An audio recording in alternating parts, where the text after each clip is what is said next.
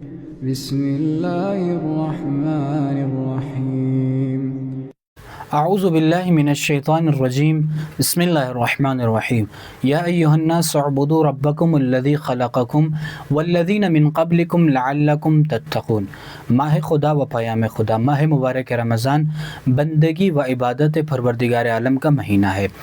بندگی اور عبادت کسے کہتے ہیں؟ یعنی اپنے آپ کو سر تسلیم خم کرنا اپنے خالق حقیقی کے سامنے، اسے بندگی و عبادت کہا جاتا ہے۔ خداوند عالم نے قرآن مجید میں بہت سے مقامات پر انسان کو اپنی عبادت کا حکم دیا ہے، اور خداوند عالم انسان کو یہ حکم دے رہا ہے کہ صرف اور صرف میری عبادت کرو۔ خداوند عالم فرما رہا ہے کہ یا ایھا الناس اعبدوا ربکم الذی خلقکم، اے لوگو اللہ کی عبادت کرو، یعنی اپنے رب کی عبادت کرو، وہ رب کے جو تمہارا خالق ہے، اور تم سے پہلے والی مخلوقات کو بھی اسی پروردگار عالم نے ہی خلق کیا ہے۔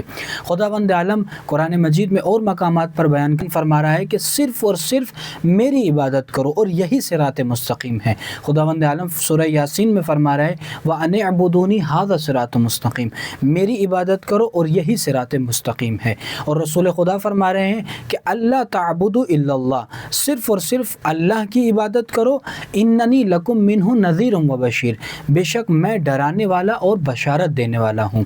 اور انبیاء کی خلقت کے مقصد کو بھی خداوند عالم بیان فرما رہا ہے وَلَقَدْ بَعَثْنَا فِي كُلِّ أُمَّةٍ رَسُولًا أَنِ اعْبُدُوا اللَّهَ وَاجْتَنِبُوا الطَّاغُوتَ۔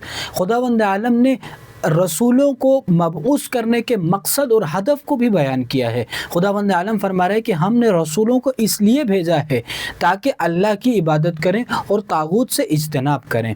خداوند عالم کی عبادت ہی انسان کے لیے بہترین ذریعہ ہے کہ جس کے ذریعے سے خداوند عالم کی بندگی حاصل ہو سکتی ہے، اور خداوند عالم کے ساتھ ملاقات کے لیے انسان تیار ہو سکتا ہے۔ اور خداوند عالم نے جس مقصد کے لیے انسان کو خلق کیا ہے وہ مقصد بھی پورا ہو جاتا ہے۔